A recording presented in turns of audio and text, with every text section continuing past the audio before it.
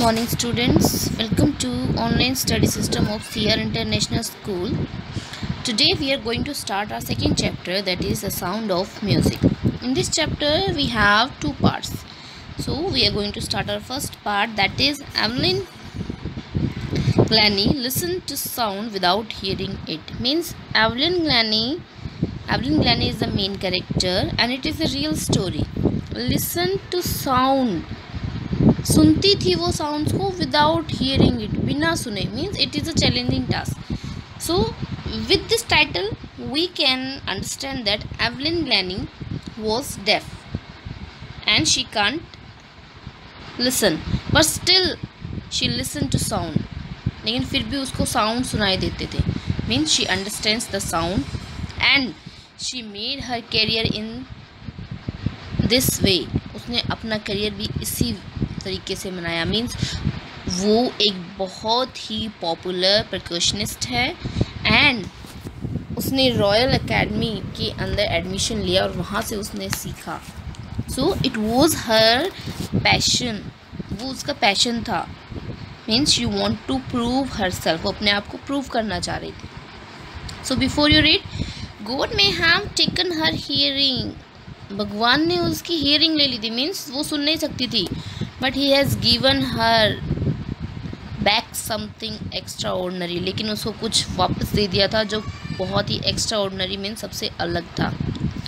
What we hear, जो हम सुनते थे, शी फील्स, वो उसको महसूस करती थी, फील करती थी.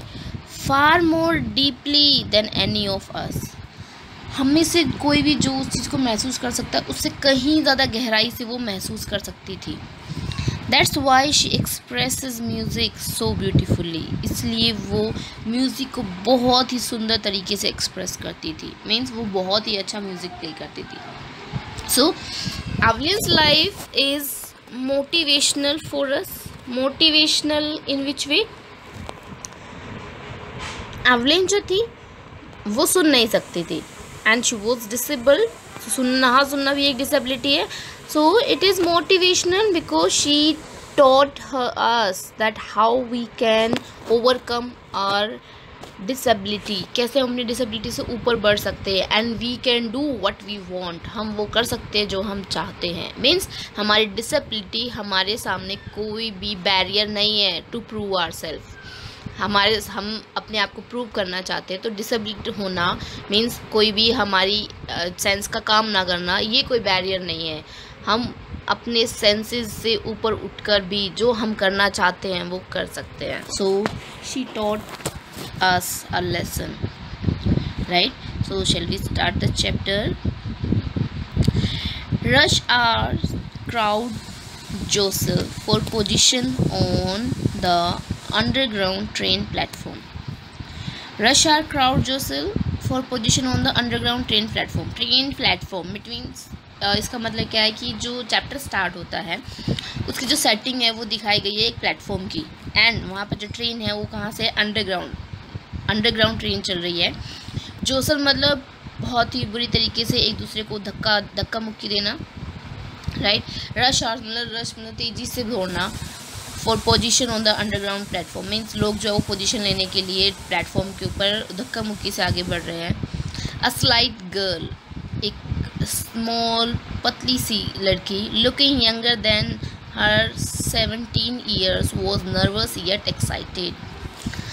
लुकिंग यंगर, जो क्या कर रही थी, बहुत यंगर दिख रही थी देन हर 17 years. मीन्स वो 17 years की है यहाँ पर, लेकिन उससे वो काफ़ी यंग लग रही थी. वॉज नर्वस, वो नर्वस भी है, घबराई हुई भी है, येट एक्साइटेड, और फिर भी वो एक्साइटेड है. As she felt the vibration of approaching train, क्योंकि वो महसूस कर सकती थी vibration of the approaching train. वो महसूस कर सकती थी कि ट्रेन जो है वो उस तरफ आ रही है, उसका वाइब्रेशन, उसका कंपन वो महसूस कर सकती थी. It was her first day at the prestigious royal academy, वो उसका पहला दिन था उस प्रेस्टिजियस मतलब बहुत ही ज़्यादा पॉपुलर, प्रतिष्ठित जिसको बोलते हैं, royal academy of music in London. Means वो ट्रेन जो थी वो कहाँ जा रही थी? वो लंदन जा रही थी. तो वो अब यहाँ पर क्या क्लियर होता है कि जो स्लाइड गर्ल आई है यहाँ पर वो कौन है, एवलिन है। एवलिन जो है वो लंदन जा रही है, के अंदर उसका एडमिशन हो गया है, तो वो नर्वस भी है और बहुत ज़्यादा वो एक्साइटेड भी है। नर्वस किस लिए है, बिकॉज वो एक बहुत ही छोटे एरिया से है और यू कैन से वो स्कॉटिश फार्म से बिलोंग करती है, मीन्स वो स्कॉटलैंड से है। And Scotland is a area where we have farms country side, means वहाँ पर इतनी ज़्यादा फास्ट लाइफ नहीं है। And London is an urban city, वहाँ पर क्या है, बहुत ही फास्ट लाइफ है। तो वो एक छोटे एरिया से है, तो वहाँ पर जाकर उसको वो नर्वस हो रही है सोच के कि वो लंदन में कैसे रही, कैसे एडजस्ट करेगी, बट वो एक्साइटेड भी है। अब उसकी एक्साइटमेंट क्या है, क्योंकि उसको रॉयल अकेडमी ऑफ म्यूज़िक में एडमिशन मिल गया, तो उस चीज़ के लिए वो एक्साइटेड भी है।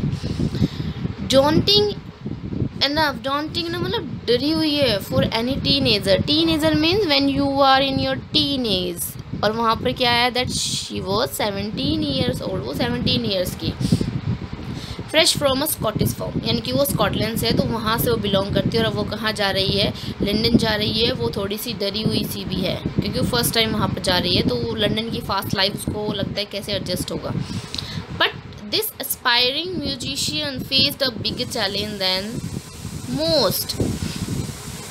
लेकिन उस एस्पायरिंग मीन्स एस्पायरिंग म्यूजिशियंस क्या होता है, a person who want to be a musician, मतलब जो म्यूजिशियन बनना चाहते हैं।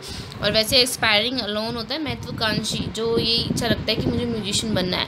फेस्ड अ बिगर चैलेंज, उसके सामने एक और बहुत बड़ा चैलेंज है, और वो बड़ा चैलेंज ये था that she was profoundly deaf, कि वो पूरी तरीके से बहरी थी।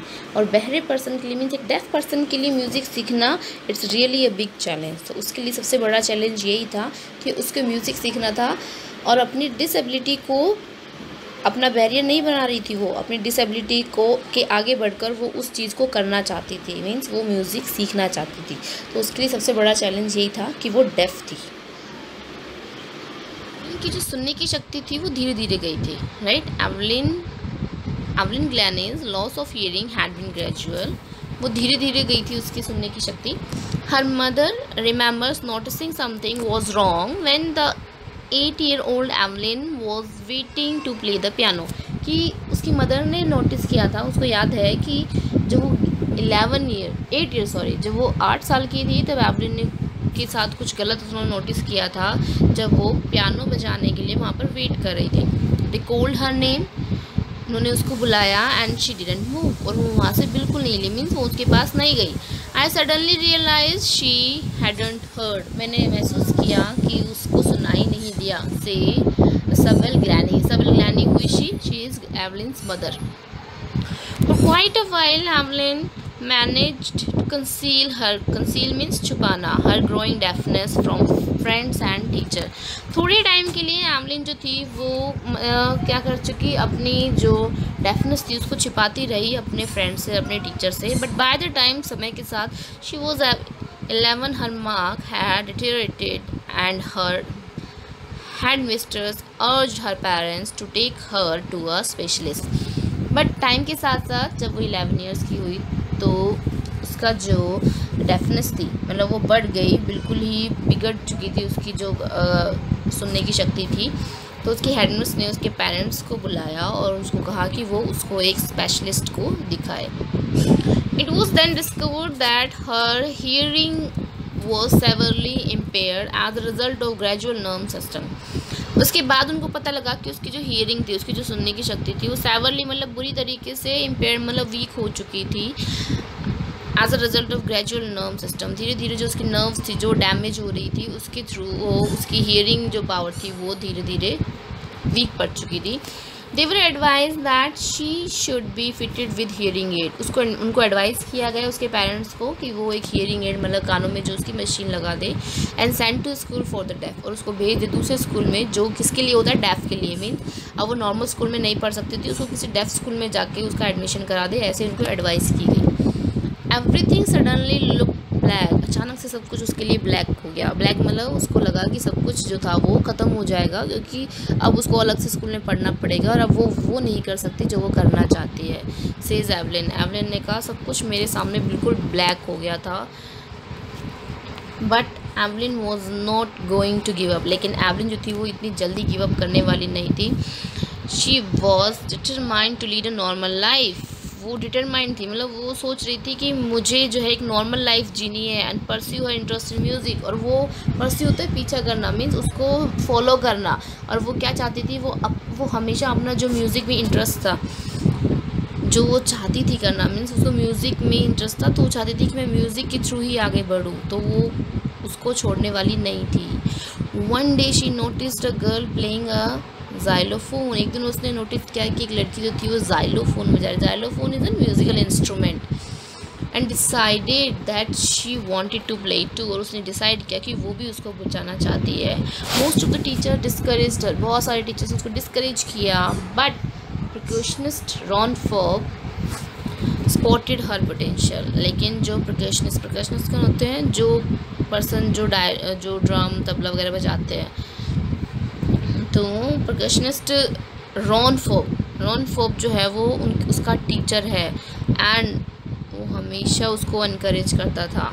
उसने उसके पोटेंशियल को समझा, उसने उसको समझा कि वो उस चीज़ को कितना ज़्यादा, उसके लिए कितनी पैशनेट है, मीन्स वो कितना म्यूज़िक के थ्रू डिवोटेड है।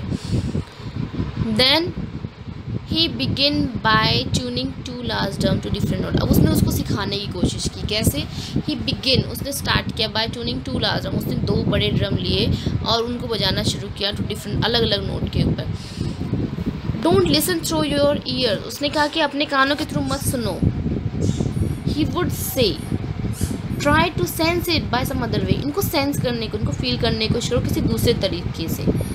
सेज एवलिन ने कहा, suddenly I realise I could feel the higher drum from the waist up. अचानक मैंने महसूस किया कि मैं जो हायर ड्रम जो थे, 2 ड्रम वो बजा रहे थे, जो हायर था, जो ऊंची बीट थी उसकी, उसको वो वेस्ट अप के थ्रू फील कर सकती थी। एंड द लोअर वन, और जो लो जा रहा था उसको वो वेस्ट डाउन के थ्रू फील कर सकती थी। फोर्ब्स रिपीटेड द एक्सरसाइज, फोर्ब उसी एक्सरसाइज को बार बार रिपीट करते रहे। And soon Evelyn discovered that she could sense certain note in different part of body, और जल्दी ही एवलिन ने ये समझ लिया कि वो जो सर्टेन कुछ एक जो नोट्स थे उनको वो महसूस कर सकती थी अपनी बॉडी के अंदर, अपनी बॉडी के डिफरेंट पार्ट के थ्रू उनको महसूस कर सकती थी। I had learn to open my mind, मैंने सीखा अपने दिमाग को ओपन करना, मीन्स अपने दिमाग को से सोचना, उनसे समझना। एंड बॉडी टू साउंड, और अपनी बॉडी को, मतलब अपनी बॉडी के थ्रू सेंस करना साउंड्स एंड वाइब्रेशन, जितने भी साउंड्स थे, जो भी वाइब्रेशन, जो कंपन्स होती थी, उसको अपनी बॉडी से फील करती थी। द रेस्ट वो share determined and hard work, और जो बाकी की चीज़ें जो उसको सीखने को मिली वो किससे मिली? उसके शेयर डिटरमाइंड, मतलब एकदम डिटर्मिनेशन, वो उसको दृढ़ निश्चय था, एंड हार्ड वर्क, उसकी मेहनत थी। बाकी उसकी जो दृढ़ निश्चय, उसकी जो मेहनत थी, उसके थ्रू वो सीख। She never look back from that point onward, उसके बाद उसने कभी पीछे मुड़ के नहीं देखा। She toured the United Kingdom with the youth orchestra and by the time she was 16, फिर उसने टूर किए यूनाइटेड किंगडम में, यूथ ऑर्केस्ट्रा थे, कोई ऑर्केस्ट्रा थी उनके साथ, वो वहाँ पर गई टूर पे। एंड बाय द टाइम, उस समय तक सिर्फ वो 16 ईयर्स की थी। She had decided to make music her life, उसने ये डिसाइड किया कि वो म्यूज़िक को ही अपनी लाइफ बनाएगी, मीन्स वो अपनी लाइफ में जो कुछ भी अचीव करेगी म्यूज़िक के थ्रू ही करेगी। She auditioned for the royal academy of music, उसने ऑडिशन दिया रॉयल अकेडमी ऑफ म्यूज़िक के लिए। And scored one of the highest mark in the history of academy, और उसने हाइस्ट मार्क जो थे अचीव किए, जो अकेडमी की हिस्ट्री में किसी ने नहीं किए थे, उससे कहीं ज़्यादा उसने अचीव किए। She gradually move from orchestral work to solo performance, वो ग्रेजुअली तो धीरे धीरे उसने ऑर्केस्ट्रल जो वर्क करती थी, वो ऑर्केस्ट्रा के साथ जो बजाती थी उसको, ज़ाइलोफोन को, अपनी म्यूज़िक को, अब उसने सोलो परफॉर्मेंस, अकेले ही उसने परफॉर्मेंस देना स्टार्ट किया। At the end of 3 year course, और उसका जो 3 ईयर्स का कोर्स जब वो ख़त्म होने वाला था, she had captured most of the top awards, वो उस टाइम तक उसने बहुत सारे अवार्ड्स जो थे वो हासिल कर लिए थे। And for all this Evelyn won't accept any hint,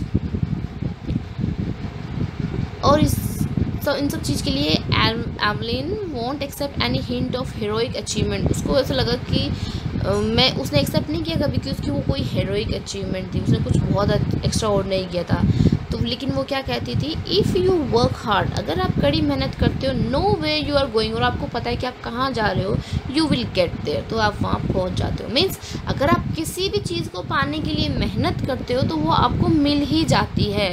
तो वो अपनी अचीवमेंट कोई हेरोइक नहीं बताती थी कि मैंने बहुत ही कुछ अचीवमेंट कर लिया, मतलब कि सबसे कुछ अलग कर लिया, नहीं, वो ये ऐसा नहीं कहती थी। वो कहती थी कि अगर आप हार्ड वर्क करते हो तो आप वहाँ पहुँच जाते हो जहाँ आप जाना चाहते हो।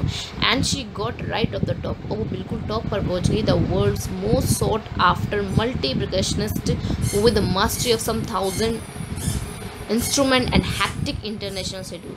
और वो क्या गई, बिल्कुल सबसे टॉप पे पहुँच गई, और जो वर्ल्ड की सबसे ज़्यादा most sought after multi percussion, मतलब जो मल्टी परकशनिस्ट थी वो, क्योंकि उसने क्या किया, तो बहुत सारे इंस्ट्रूमेंट वो बजा सकती थी।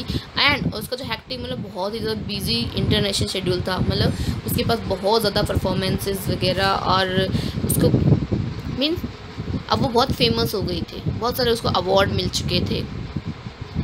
क्लियर। तो इन दिस वे एवलिन जो थी, जो वो करना चाहती थी, उसने वो किया। एंड अगर आप मेहनत करते हो तो आप भी जो चाहो वो कर सकते हो। Clear. I hope all of you understand. Next we will do in our next video. Thank you.